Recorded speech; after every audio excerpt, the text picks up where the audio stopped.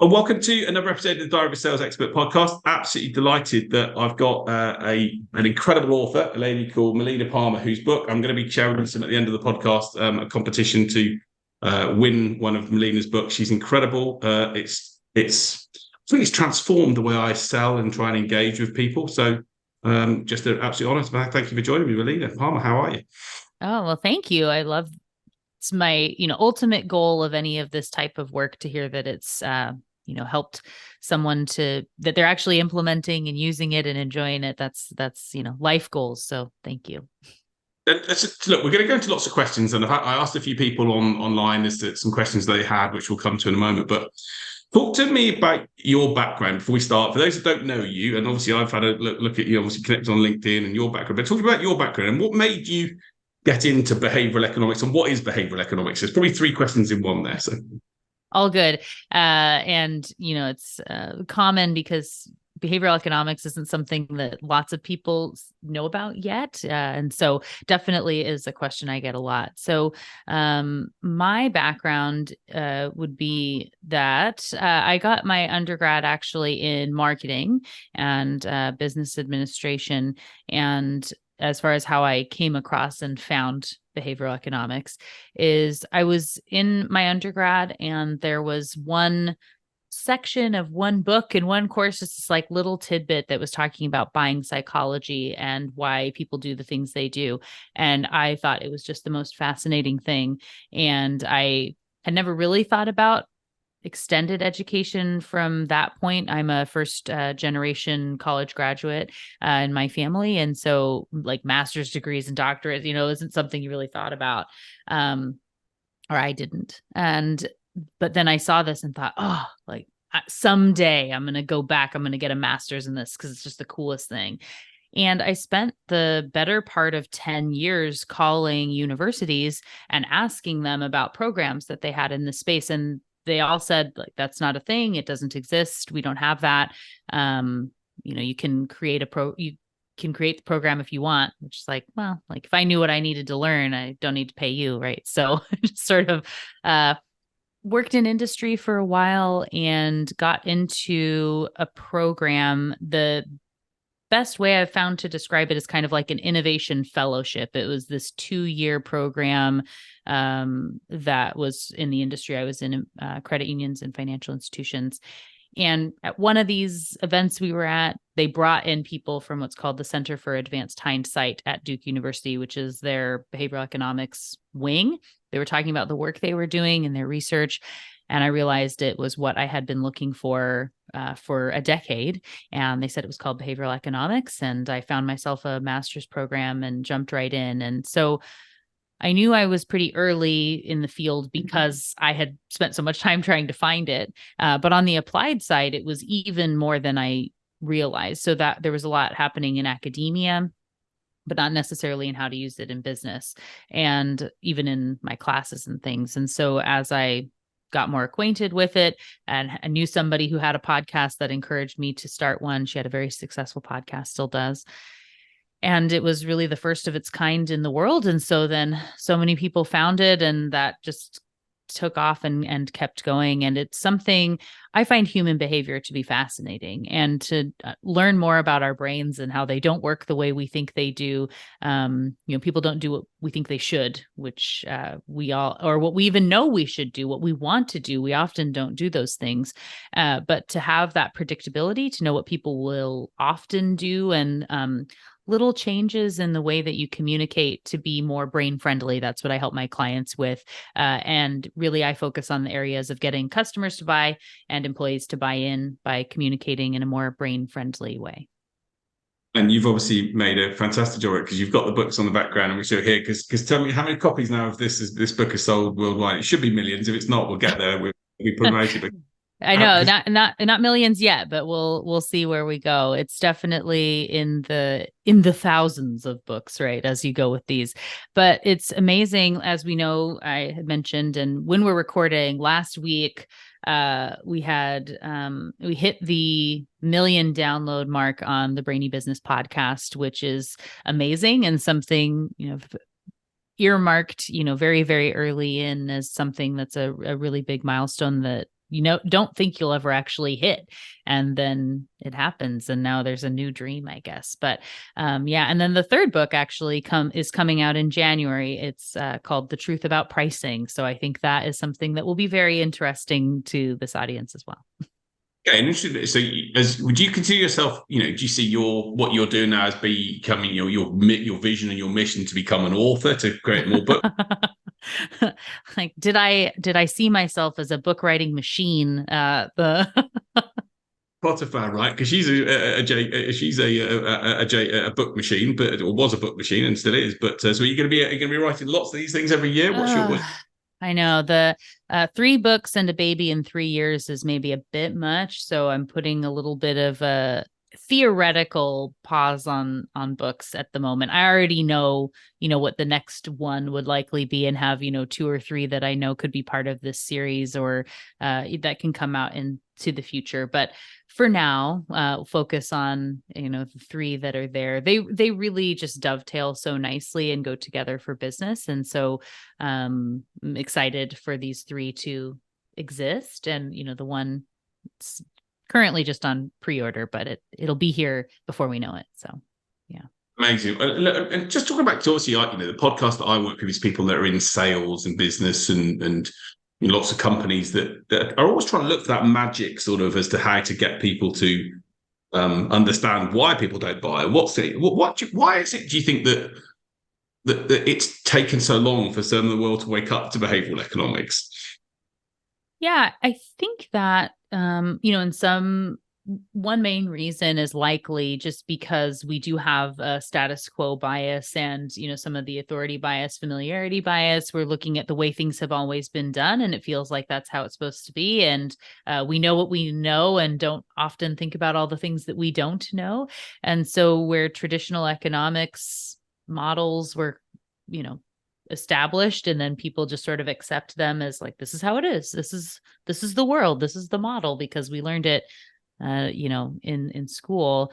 And, it takes effort and a lot of research and things for people to go in and say, but is it like, it doesn't feel that way. And to realize that it's not just kind of a one-off experience, right? You need enough people having enough conversations about how something seems like it's not quite right, and then taking that next step to go investigate, and then knowing what to even look for and how to test for it and start to figure things out. So, Kahneman and Tversky, who did some of the initial really, groundbreaking work in the field, was back in the 70s, and so it's been decades of research that the field is being built on, and then Thaler's research after that, and more that's come up. And we've had a couple Nobel Prizes come out of the field and things over the years, and it's still just taking time to be adopted. Because the other thing is, because the brain doesn't work the way that we think it should, and how we think we would want to be communicated to, how we would like to think we all make decisions, is proving to be not correct. But we don't like to think that, that subconscious brain is really running the show and using these predictable rules of thumb. It's not something that some people like to admit to. But when you really do stop and think about it, you go, well, yeah. Like, I really do all these things, and so much that's done habitually and whatnot. So having your eyes opened up to it helps for people to understand. And there have been some great, mainstream books, and the field is gaining more popularity over the, definitely the past decade, and probably 20 years. But being able to get more out there and more awareness just helps then more people to realize that it is a thing, and it's something that we should be talking about and implementing more and more. It is, and I'm not quite sure I don't know how I came across your book, but I think I said to you when we were talking initially that I read John A. List, The Voltage Effect, and the whole concept around how and he, I think, was on a board of Lyft, I think, and a few other organisations where he was looking at data to make decisions rather than necessarily, using this, like say, this bias that we may have to preempt that. And I guess the question for me is, businesses, like you say, maybe they don't think about it, but they all want that same goal. And I always think that the whole definition of insanity is doing the same thing over and over again and getting the same results. But yet, it feels like behavioral economics, especially in my field, is, in your field in marketing, maybe it's growing a bit more, but in the sales field, I sometimes feel like I'm fighting a lonely battle when I say to people, like, thinking like your buyer and try and get yourself. And I was talking about, there's a great film with Mel Gibson called What Women Want. I don't know if you've seen the film, which is, and I always say to my customers and people I work with, try and be like Mel Gibson in that film. Like, your job is to get inside their brain, and obviously you've got the two parts of the brain, even worse, to try and get in and to understand how they operate. But yeah, maybe it feels like that people do. What's your experience of salespeople using behavioral economics? Have you seen many companies that, or even salespeople, start to go, actually, I can really see how this can have an effect for them? Have you got some examples that you could share with us that will help maybe other people listen think, I need to do this? Oh yeah, definitely. And my work in the books and the podcast, definitely lots of people in sales. And I have a lot of small business owners. I work with a lot of small business owners in my consulting work, and small, mid-sized businesses, what have you. And it's a very similar space, right? Because when you own a business, you're selling and creating and doing all the things all the time. And people have found that, communicating in this more brain-friendly way and being more thoughtful really does have an impact on closing sales. And I've had, clients and students from Google and down to, like I said, to solopreneurs, right? So and people that are working in sales that I know are using what they're learning. So just even some basic examples would be, one of my very favorite concepts from the book, and from the field, it's the first of 16 main concepts that I go into and what your customer wants and can't tell you, because don't think you need the hundreds of them that exist. I picked, top 16 to focus on. And the first of them is framing. And it is the first chapter of this section for a reason. And it is because I think it's the easiest thing for people to implement across the board and start to test with, because all it looks at is that how you say something is more important than what you are saying. And so often we can be putting things out there and people aren't wanting to buy, they're not interested. And you can think, it's too expensive, or even someone may say, it's too expensive, or there's too much, or I can't do that right now. But really, it's not usually about the thing that people think it's about or they say it's about. And very often it can just be in the way that you're presenting the information. So with framing, and one of my favorite examples here is, you imagine you go to the grocery store, you're going to get some hamburger, and they have two different stacks that are almost identical. One is labeled as 90% fat free and the other is 10% fat. And which one do we want to get? And across the board, like you're nodding along here, right? It's nearly everyone says 90% fat free is the one that they want. And that is, logically, we know they're the same, but they feel completely different. And that is the frame that you're putting on it. So looking in your sales pitch, it might not be that there's anything off with the product or with the price or anything. It could just be that you're talking about it in 10% fat terms. And if you were to flip that frame and look for a way to say it 90% fat free, it could resonate in a way that makes people naturally choose you. And even better, if in your industry, everybody talks about something kind of 10% fat and you can be the one person that's saying it in the 90% fat free way, it can make it so people just naturally choose you easier without you even having to do any sort of big shift to make that happen. And I guess a lot, you also talk about two different parts of the brain that, like you say, we touched upon briefly at the start, which is, the unconscious brain and the conscious brain. Do you want to, maybe, again, for those who haven't read it, and I'm encouraging people to go and read it, do you want to just share a little bit more about, because you mentioned that earlier on in the book as a starting point around sort of how people need to understand that our brains operate in those two different ways. It may be good for people who haven't understood it and thinking, what is this? What are we talking about here? Yeah. So one of my favorite analogies, comparison points is from a psychologist at NYU named Jonathan Haidt, which is to think about your brain like a person riding an elephant. So you have the logical, conscious rider that has a plan and a focus and knows where it's going and can see the best way to get there, is like ready to go. And then you have the elephant. And because it's not like a car where you can make it go where you want it to, that rider really is at the mercy of the subconscious elephant. So if it wants to run in a different direction or go slower than you want, or to just stop and sit down, you're kind of stuck. You can't push or pull or logic it because they don't speak the same language. And it really is the same way with these two systems of the brain. And so that subconscious elephant is doing the bulk of the decision making. And it's doing so using predictable rules of thumb, heuristics, habits, and it's built on what has worked well in the past, either for you specifically or for us as a species over time, and using that to make decisions. And every so often, when there's something that subconscious doesn't have a rule for, it'll loop in the conscious brain to, move forward and do something on that.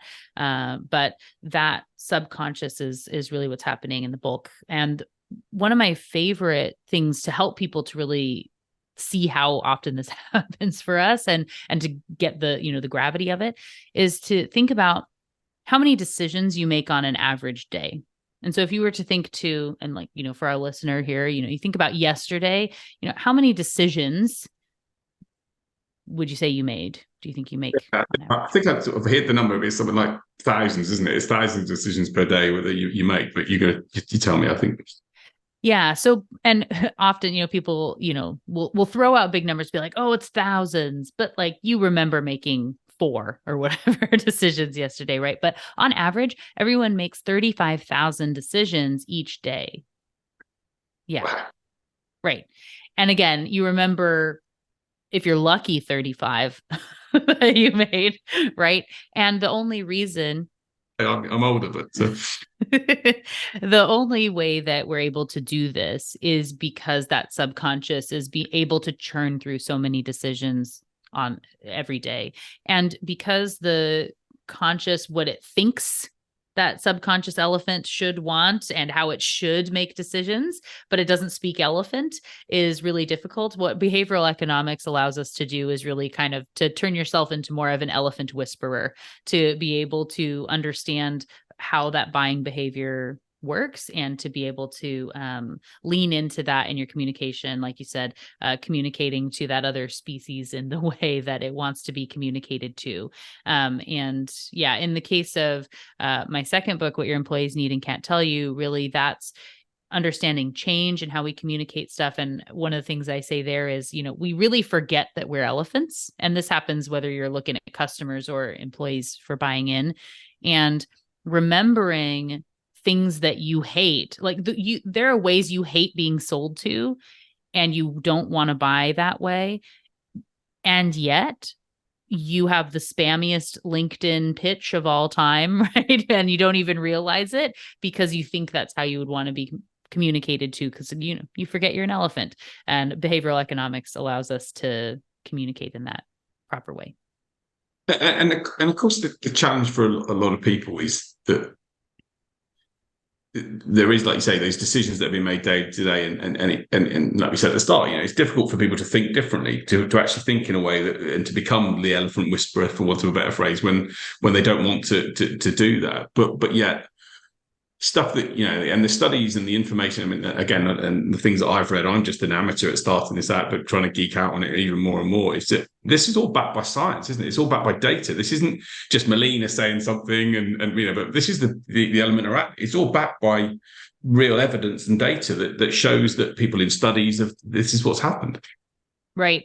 And you have a mix of academic research as well as applied research, and I'm in the space of in a company, like how are we communicating and what increase can we get, and how can we make this so that people are more likely to open the email, people are more likely to respond to the email, people are more likely to click on this thing, and how a change in the image or a slight tweak in the word choice or the color that we're using, or in the sales pitch, how you say something can have an impact. So bringing it like all the way back around to a question you asked a little bit ago that I didn't fully respond to, I'm going to do it now because it fits in, is thinking about framing and ways to apply it. And this really comes into, for sales staff for sure. So there are 3 main reframes that I think are the easiest ones that someone can go in and apply right away. So the first one is looking at if and changing it to when. We say if a lot. Like, if you're interested, let me know. If you have a question, you know where to find me. If you need anything, whatever. But that just sort of falls flat, right? Like, okay, maybe I will, maybe I won't. It doesn't feel like that's going to happen or that it's natural. Whereas when we can adjust some of those ifs to whens, say, when you're ready, here's the link. Like, when you have a question, I'm here. It's helping them to think that I should be asking questions. It's good to ask questions, or whatever it is, when you're ready to book a call or whatever. If they even want to come back to you, as if to say, well, I'm never going to buy for you, but you've at least replied to me, basically, which is right. Yeah. So that when can be much more impactful in helping someone to see the next step and what's going to happen for them. And it's not that every if becomes a when, but being more thoughtful to that, where you can reframe it, can definitely have an impact. The next one, something we do all the time, is changing anyone to everyone. So we humans are a herding species, and so we look to others to help us to feel safe. This is why we care about testimonials and star ratings and reviews and whatever else. When we're looking to make a choice into something we haven't done before, we want to know that other people like us have had a good experience with this thing. So we look to the herd. Anyone is super isolating. If anyone's interested, here I am is just really not a great phrase, but something we use a lot, right? If anyone out there needs help. I just had a vision of Rose on the, in Titanic at the end. If there's anyone alive out there. Anyway, so good film reference. Super old one. But then you get to everyone, for everyone. So when I have a guest on my show, I don't say, if anyone wants a copy of Steve's book, or John, right? So when John List was on the show, like, if anyone wants a copy of John's book, there's a link in the show notes. Instead, to say, for everyone who's so excited to go get your copy of John's book, there's a link for you in the show notes when you're ready, right? Very slight reframe, but it's this implied, everybody's going to get the book, right? It feels very different. So everyone helps us to feel more safe. The last one is to change, especially at the end of something and at the beginning, but in an email, definitely ending on a question instead of a statement. So we are very apt, we're like conditioned to answer questions when they're presented to us. And so if you're getting ghosted a lot in those sales emails where you're saying like, hey, when you're ready, here I am, even, or if you want to have a call, like, let me know, to end that on a question. So maybe you give out a couple of times and say, which of those works best for you? Or is one of those going to be helpful? Or, are there any more questions I can answer for you? What did I miss? Right? These sorts of things. It's much more likely that someone's going to respond. And it doesn't mean that it's going to end there and they're definitely going to pick the date you put out or whatever it is. But more often than not, they'll say, actually, I can't do that, but I'm available Thursday. Or that they will say, I know you did answer all my questions, which again is helping to enforce that you're knowledgeable and that it's helpful and that you did a good job, and they'll remember that about you, right? So switching the ifs to whens, anyone to everyone, and changing some select statements to questions, especially at the end of an email, are really 3 simple reframes that anybody can do that can help increase responses and conversion. And it's so powerful what you've just said there, and those are 3 brilliant ones. And the question one is, I talk to people a lot about, again, in my field, where in selling, I talk to people, one of the common things that happens, for example, in sales, when people get an objection, for example, the price is too high. The natural thing that most salespeople try and do is, the reason the price is the way it is because of this, and this. And I'm like, forget that. You don't want to worry, because what you're doing is talking, and the customers, their conscious brain or something, it's just like, I'm in mode of listening, tell me a bit more about, how far apart on price are we, or what would you need to see to think this is, worth paying, or, what did we get wrong on the proposal regarding price or whatever. So ask them that question and get inside their brain to find out what's happening.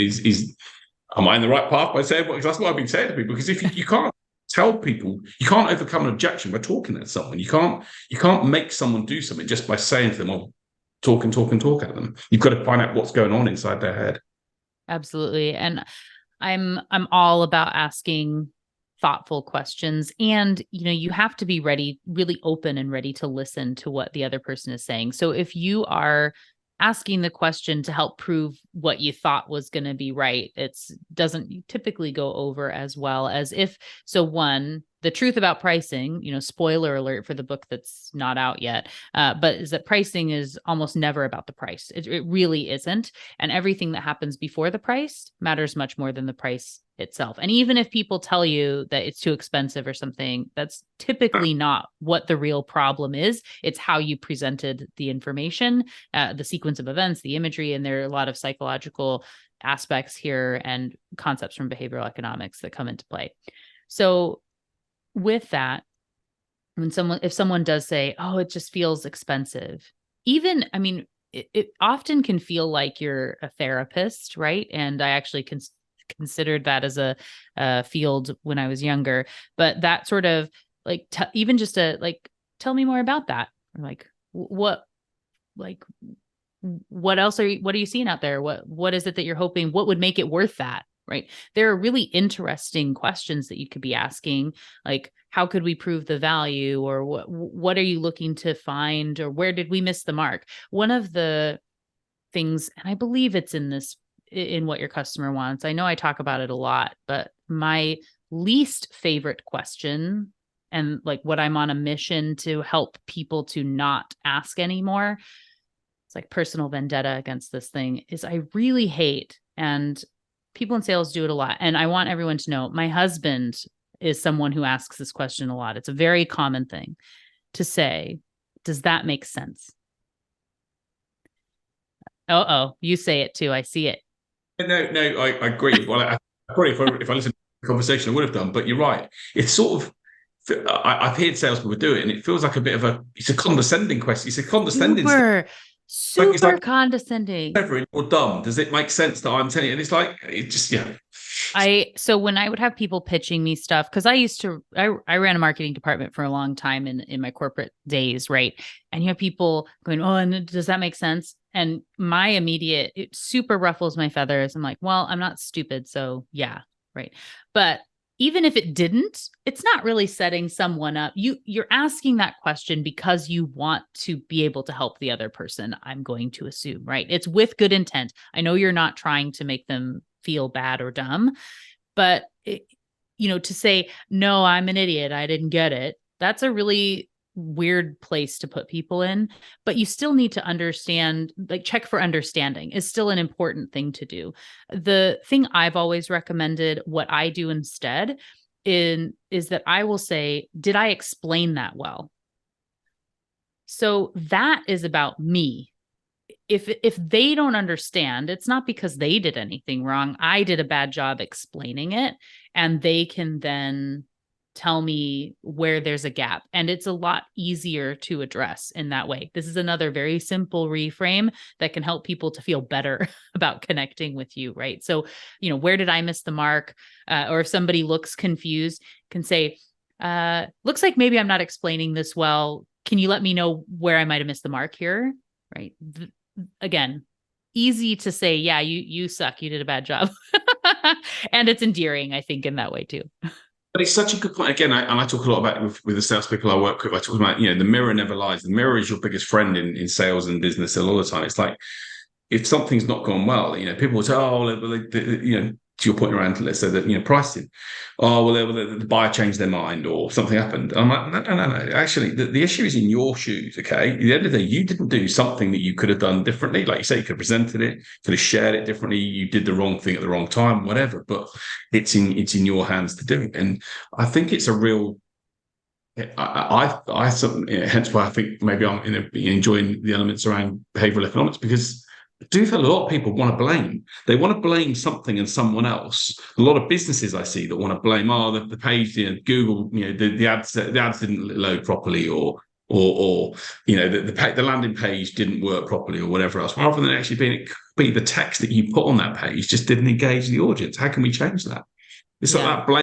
And salespeople definitely are the worst at it. It's someone else's fault rather than theirs, rather than how they could adjust the way they said something or did something. Right. Well, and like I think any finding, even a failed test. So I'm all about testing, and whether, even just simple A/B tests are enough, but you can test everything. Really, when it comes to behavioral science, everything matters. Tiny, tiny details that we don't think should be important have shown and proven over time to be really important. So you could test everything, but you can't, right? I mean, unless you want to invest in an army of people, it's just not cost effective to do it. So being thoughtful about what matters, what it is that you're trying to do. And like when I work with clients, like say, we're working with a client on a drip campaign, or like trying to get a higher opt-in, right? But like, what do we want the person to do?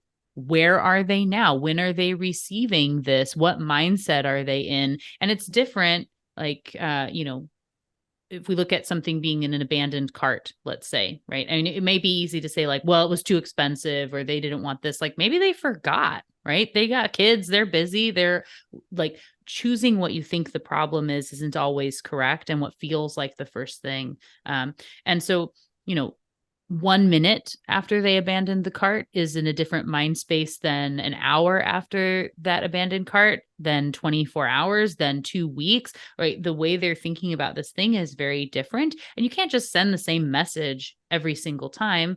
And, there are little tidbits that come into play. And, the first thing you need them to do, the other thing that people tend to do is we think way too big in getting behavior change.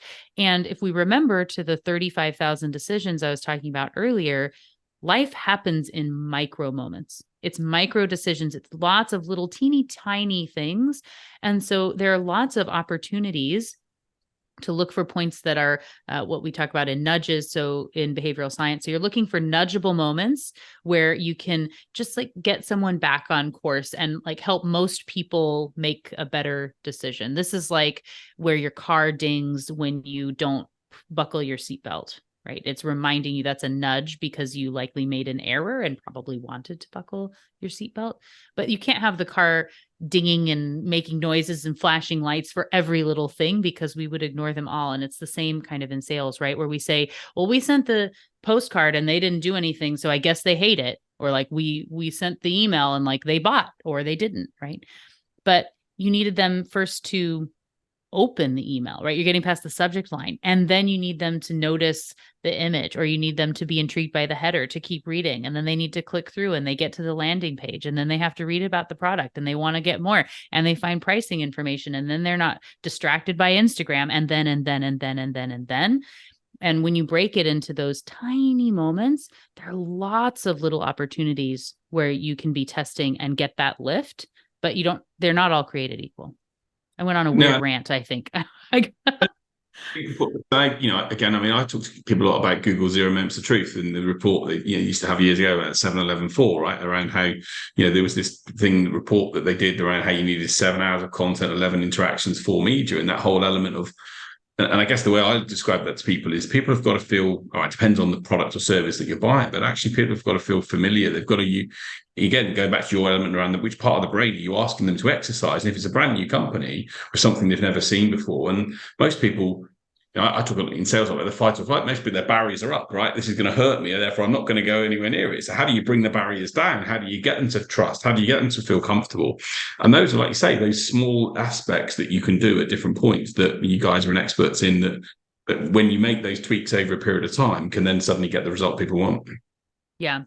And just finding those little opportunities that can be often the surprising detail, that like delightful surprise in something that's mundane and no one else really thinks about, are a really great opportunity to help you stand out. So, two stories that come to mind here. One being when we think about, okay, there's a time of year where everyone sends gifts to their clients, right? Like, so in the period of time, it's like mid-November to the end of the year, everyone in the world is sending the like annual thing, right?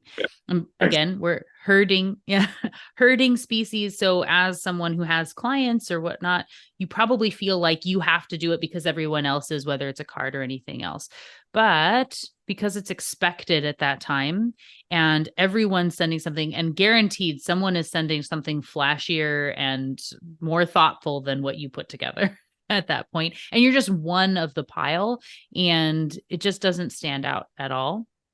I always advise my clients, check in and send something in April. Like send a July gift of something. And if you can have your annual thing be happening in a totally other time of the year, it's unexpected. And it can be more of the like, oh my, we were thinking about you and know you've got that big deadline coming up. So we wanted to send this to help you show there's much more value in the reciprocity of giving when it's not that everyone else is. And you can even potentially spend way less and do it at the right time of year because you're going to stand out in a way that people will remember versus just being, one of the pile that comes in at any given time. That is a delightful surprise that helps to build loyalty when it does come time to have those sales conversations. And I love it. The emails we've exchanged, you finish off every email with "be thoughtful," and I think it's such a beautiful way of describing it. Of actually, and I say to anything in the sales situation to people, actually put. I talk about emotional intelligence being the critical thing for salespeople. Just put yourself in the shoes of that other person, right? That empathy that you could have that makes them think, "Hey, that was really nice of them," or "Okay, I didn't expect that," or "Wow, that was lovely," and that's, again, I'm talking sales around credits and debits. You've got small credits. If you build up enough credits, over a period of time, rather than the debits, which are things you do wrong, then eventually people start to build that and association with you, and then start to think, I really like Melina. She's lovely. I'm gonna have a conversation with her, rather than the person that I could have had a conversation with who was a bit less thoughtful, basically. So I mean that whole line that you use, I think is great, because it's I take from it is just have a little think about stuff, think and try and put yourself maybe in the shoes of someone else, or what they might want or do at that time. So I think the way you do it is great. Thank you.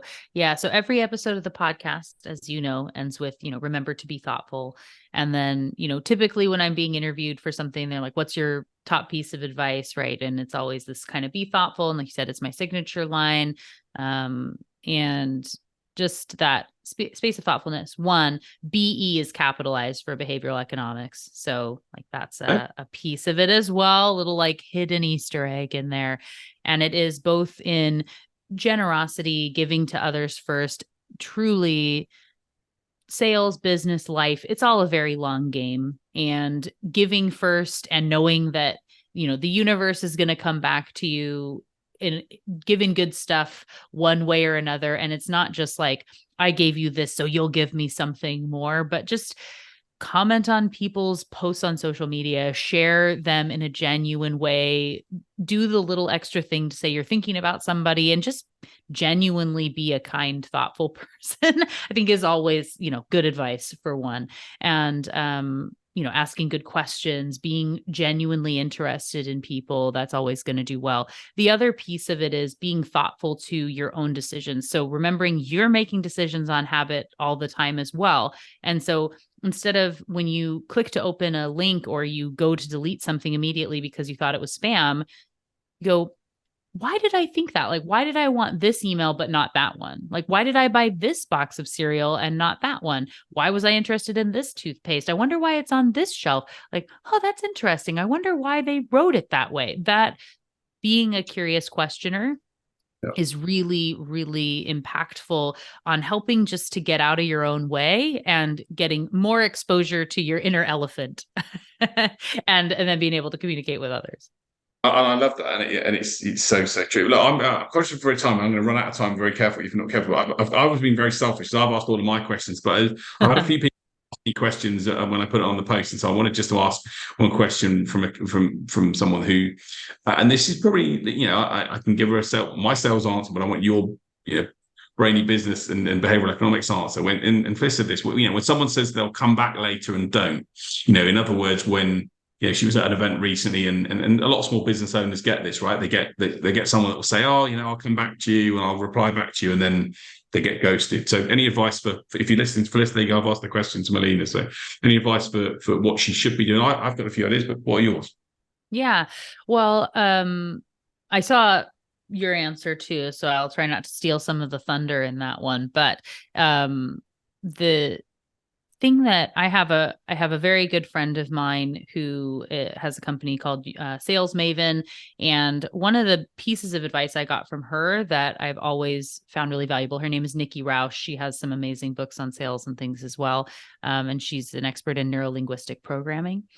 She talks about scheduling the circle back call before the person leaves, and I always do this, and it has such a big impact. And she's just the kindest, most generous person. And so it's one of those where, when someone says, oh, and I want to talk to you, and I'll follow up next week. So one being, when you go to the networking event or people are coming by, don't just be like doing business card roulette or whatever, or like dealing out like me, like, so putting the onus on someone else to say like, oh, follow up with me. Here's my card, right? Like, oh, you want a meeting with me? Here's this. Another piece of information and like advice that has always guided me in my work.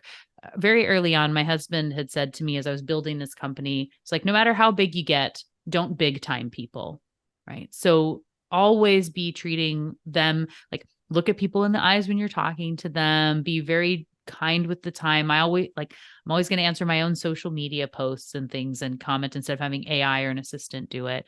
And same thing, when you meet someone at an event, instead of putting the responsibility on them to follow up with you, like, how can you be the person to then say, well, do you have a card? I'd love to follow up with you next week, would be one thing, right?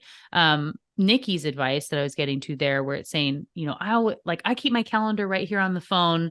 Do you want to go ahead? We can set up a time to circle back next week, because after the buzz of all this event, how's Tuesday look for you? Like, once you're on the calendar, it's really hard to say like it's harder to decline it. And likely and in that moment, that person may say, maybe not. Right. And that helps to weed out people that are just being nice, like that are saying like, oh, I want to talk to you. And you go the one little bit further, and then they're like, maybe not. And you can tell like they're just being kind to you. Whereas someone's like, oh yeah, that sounds great. Like, that's a warmer lead, and you don't have to waste time on people that aren't genuinely interested or a fit for what they're doing, but they may still give you their card. You could follow up. And even if it's it might be a not yet and not a no. Right. And so continuing to be kind and giving them some information, say, I thought about, you said this, and oh my gosh, I saw this article, those little bits, who knows who that person might know or whatever that'll come down the line. So it was kind of a roundabout answer, but hopefully it helped. Brilliant answer. Again, and I think, like you say, because people are nice, especially in Britain, right? And British, we're very British. We're very, okay, it's all fine and super, and that's okay. And, I don't want to offend. Whereas, I've got a team in South Africa, and they can be quite direct, right? They're like, no, I don't want to do that. And actually, it's sort of, especially people in the UK, it can be that much more of a challenge. But I would say, to people, it's that if they really want to do something, especially in sales and selling, if you've got someone that's got a challenge and you've been helped when you've built relationships, and they think you're not just there to take advantage of them, but really solve a problem for them, they're going to want to have a conversation. They're going to want to discuss things with you. They're going to want you to be in that position. So I guess it's like you say, it's just thinking a bit. I also go back to that point of thinking a bit like them. What are they thinking? Are they thinking, this is okay, but it's not for me? Or are they actually thinking, actually, this could be interesting, but I don't want to be sold to? Or what's going on in their head? And actually, if they probably are thinking those things, then just say, hey, look, I don't want to sell to you. I just want to have a conversation with you. And if it's not right, hey, no worries. We've only lost. And I say to people, I've only lost 15 minutes. If it's not right, we've only lost 15 minutes, half hour. Okay, cool.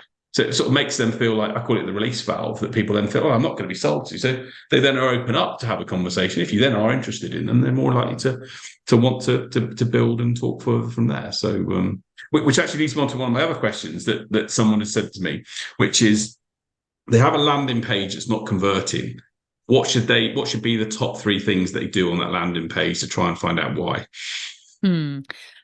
Well, this gets into, I need a mug / t-shirt that says it depends, right? This is my go-to phrase on everything, is always, it depends. And if you are going to be stepping in and trying to figure out what's going wrong. So I do have an episode of The Brainy Business. It was episode 2, actually. So like way, way at the beginning, which is called The Top 5 Wording Mistakes Businesses Make. And so this is a good thing to go check out. And it's set up all the episodes. You can go to thebrainybusiness.com/2 and you can find it, the number 2. So some of the top things that come up is there's too much going on, I'm pretty sure. And if you ever are asking, is there too much text here? I can tell you the answer is yes. So one of the things that I always encourage people to do is to look for what is the least amount of information you need to say to get the person to that next step, that next piece of the puzzle. And again, thinking in those micro moments, and just do that. And you can have answers for everything else, places where they can go find more, but don't try to do everything in every spot all of the time.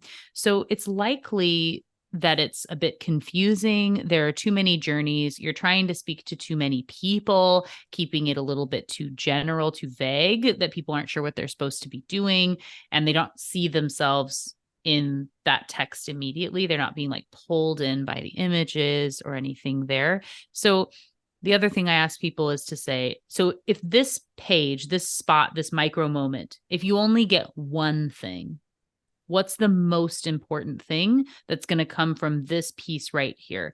And it's not like, okay, someone saw us on Facebook or saw an Instagram post and it's their first interaction and they're going to go buy $1 million product from us as the ultimate goal, right? Like, we need to be realistic in what the next step is. And so like I have a client who, there's a lot of like, if you want this or this, and like so many of us, we do lots of things, right? But at the end of the day, even though this person she has multiple paths, you could be working with a team, you can be in a corporate environment, you can be a small business or an individual, but the vibe that she gives people, the benefit that they get really is the same, regardless of what they need. So knowing that journey and then say, but everybody has to book a call with her to be able to determine what the fit is and have that sale. So really all she needs her website to do is to be compelling enough to get someone to book a call. And that's it. That's the dream, right? And so getting more people to call you is the top of what she has. And so now as you work together and converting it to make it so it's super easy, like compelling, I see myself in this piece. How do I learn more? What happens? And making it so the only call to action, really, the main one is just book a call, schedule some time, get on the calendar. I like a let's chat button, I think is much easier commitment than like buy now, which can feel very aggressive. I'm not ready yet. So, being thoughtful to saying less, which I obviously am very good at as I'm kind of going on and on here. But knowing what you want someone to do, making that really clear. And then also I always say to have it so that your imagery and word choice is really supporting the emotion that you want someone to be feeling in that moment, because we process imagery much faster than we do words. And that can do a lot of heavy lifting for you if you pick the right image. Amazing since look, you've been incredibly gracious with your time, and it's I've been chatting to you for nearly 45 minutes now, and I'm going to run out of my time because you've got other stuff to do. So I have got other questions, but unfortunately they're going to have to wait till another time because we'll get you back on maybe in the future. But it'd be incredible to chat to you. One of the sort of final question for me, maybe before we then sort of encourage people to. We'll talk about like the idea that the composition of how we can get everyone to feel excited about what we're doing. But what would you say to anyone that's as a final sort of tip if they're just sort of hearing this for the first time, and obviously they're trying to sort of get their head around behavioural economics? Would you give one? I know you mentioned the framing as the first part, but is there any one simple tip for anyone in sales or business that thinking, well, actually, I do like the idea of this, but I'm not sure where to start? Is there anywhere where they should start? Is there one thing that you think actually every business or every salesperson should be doing right now to see how they can change their mindset to think differently about BE and what it can do for people? Sure. Yeah. Well, the first I've already said the be thoughtful piece. So we can rewind a couple minutes to get some of what that kind of means, but, questioning your own choices and how you do things, being more thoughtful, looking for these opportunities, knowing that the way you encountered a problem isn't necessarily what the problem, all of the story, and, trying to think more there. I truly do think, and there are lots of resources I share where I interview just amazing people doing really great work across the field of the greater behavioral sciences on the brainy business. And so I think that podcast is really a great resource for people. And like, yes, books too, but you may find, that there's something that is going to resonate with you. I can pretty well guarantee it. And for everyone, right, to go with what I was saying before, if you do have something where you say, oh, I'd be interested, like, how does it apply to this, right? I'm thinking about this, but how would I use it in this context? Please do connect with me on LinkedIn, Melina Palmer. You can find me. You can email melina@thebrainybusiness.com. I really do answer my emails. It's me. I'm there on social media. You can find me as The Brainy Biz on the other channels as well. And there are over 300 episodes of the podcast now. So while I know it's maybe not easy to go and find, exactly where you would start with for your exact thing you're working on, if you do have a question and want me to point you in the right direction, or to someone else's show or book or course or whatever it is you're trying to do, I do try to be helpful whenever I can and support people on the journey, because I know, there's a vast trove of knowledge that you're just kind of uncovering. And so to help point you in the right direction, I'm always happy to do if I can. Amazing. Well, look, you've been so incredibly gracious with your time, and the fact that you do that says huge amounts of things about you. And I was thinking about you the other day when we'd had our conversation about booking this up, and I don't know if you know, because obviously you've mentioned you're a Harry Potter fan, and they do in London in King's Cross once a year. I don't know if you heard, do you know this, that they do this once a year thing? And I was wondering whether you might come over one time, because I'm not. I have to say, I'm not. Maybe you'll end the interview now, because I'm not a massive Harry Potter fan. I've watched the film and that sort of stuff, but I was watching this thing at King's Cross where they literally do, for this one moment, I never realised it happened, for this one moment in time, they do this announcement of when the train's going to be on 9 3/4, right? So yep. Yeah. So everybody gets there. It's the first day that everyone would be taking the train to Hogwarts in the books, that's there at King's Cross. I have been to King's Cross and done the whole like picture with there's the trolley going halfway through the wall and whatnot. And you can see, and I don't know if you actually use the video of this, but so showing some of my nerddom, I know. And now I'm like, this blue guy, this is, not even so being a super Harry Potter nerd, that is Albus Dumbledore's Patronus of Fox, the Phoenix that I have a Funko of. It's super cool. So I've got lots of fun nerdy things. I've also got Ted Lasso in here and cool stuff. So anyway, no, I love it. It's great. Well, I mean, I think the world has been inspired by J.K. Rowling and what she's done, especially with her story, right? Because I mean, at the end of the day, she was going through tough times, and when she wrote what she did, and she'll live in history as I think she'll go down like a Shakespeare. So for someone that's created something quite incredible, especially with the way the books and the films have put certainly, it's good. Sometimes we need things in Britain to put things on the map that are good. So we haven't got the stardom that Hollywood has. So we've got to do things in a slightly different way in the UK. But look. So incredible. Thank you so much for your time. What we're going to do is, so there's Melina's book, What Your Customer Wants and Can't Tell You. And I'm going to move, there you go. So what I'm going to do for everyone that wants to, see, I did that, I've tried to make sure I'm learning. For everyone that wants to go and get excited about the book, I'm going to put a little link in the show notes for form. And for the first 3 people that basically sign up and send me their details, I'm going to send you a copy. I'm going to buy it because I think Melina's books are brilliant. I'm going to buy it, and I might even talk to you. It depends on when this podcast comes out. I'm not sure when it'll be, but I might even see if the pricing one's on pre-order and get them a copy of that sent as well, because that's going to be. When is that out? When can we expect it in the UK? Because obviously you guys in the US are going to get it first. When's the UK going to happen? All right. So UK, I have found, now 2 and a third book coming out is its own animal when it comes to delivery dates. So I do not know for sure. And even what is said doesn't always work out. But the truth about pricing is already on pre-order. So you should be able to go, Amazon and whatnot and go get that. And it is releasing in the US, at least January 9th of 2024. And typically, actually, lots of areas across Europe can still get it at that same time. And often the UK is maybe a month after, but sometimes it's closer. We never know. Made it after season. That's 5 years ago. Anyway, we're not going to go there anymore. Subject that was that we were here all day, but no. Okay, so around sort of maybe early next summer. Sorry, any next spring. Sorry, that will be the time frame. Maybe when it can hopefully come right around the first of the year. It should be coming around, I believe. Yeah, and I know you also have an offer we can also put in there for anyone that just wants to get a copy of the first chapter, which you're happy to share as well, aren't you? I think so. Which we'll then can put in the show notes. So the first 3 people get an actual copy of the book, which I definitely, as I say, I always encourage people. There's so many things when I keep it in my bag and I read it when I'm on the tube, when I'm in London. It's just little snippets of things. One of those books I think is actually transformational in how it helps people, marketers and sales and business people do different things. So it's an absolute privilege and pleasure to speak to you, and thank you so much for giving up your time and this evening, or this morning for you and this evening for me. Of course. Thank you so much for having me. Great stuff. Thanks, Melina.